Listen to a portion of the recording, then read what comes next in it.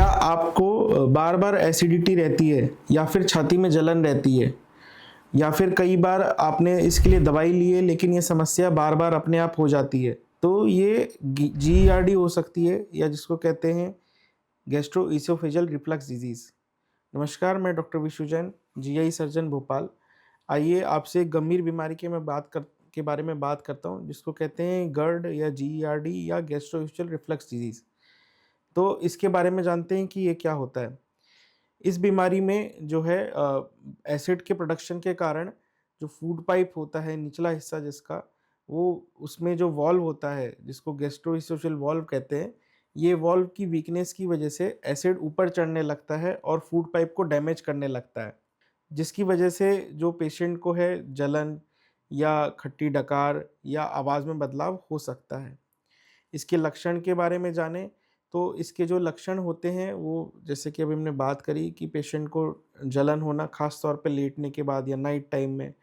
दूसरा कि बार-बार खाँसी आना। तीसरा कि कई बार आवाज़ बदल जाना।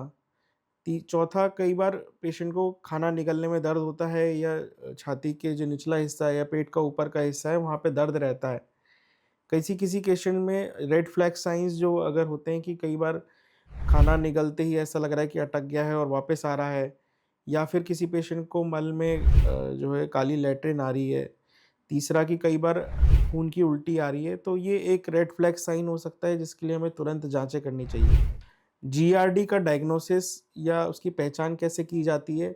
तो इसका सबसे पहला जो टेस्ट होता है वो गोल्ड स्टैंडर्ड टेस्ट है, वो है एंडोस्कोपी।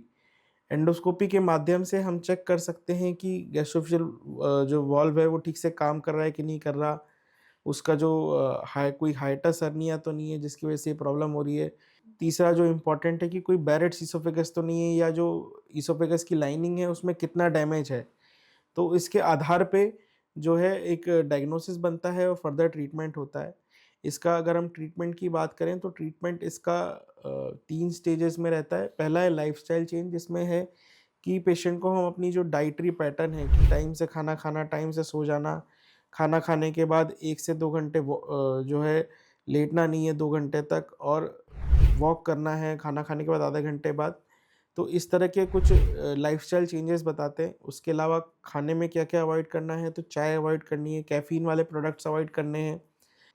इसके अलावा अगर हम दवाइयों की बात करें, तो दवाइयों में प्रोटॉन पंप इन्हिबिटर या पीपीआई होते हैं जिनको हम पेंटोप्राज़ोल, एस्मोप्राज़ोल या मार्केट में पेंटोसिड, पेंटॉप या सोमप्राज़ इस तरह से अवेलेबल हैं। तो ये दवाइयाँ सजेस्ट की जाती हैं जो एसिड प्रोडक्शन को कम करती हैं। तो अगर आपको इस तरह की समस्या है, बार-बार एसिडिटी की समस्या है, जलन की समस्या है, तो इसको इग्नोर ना करें। तुरंत किसी चिकित्सक से मिलें और इसका इवैल्यूएशन कराएँ। धन्यवाद।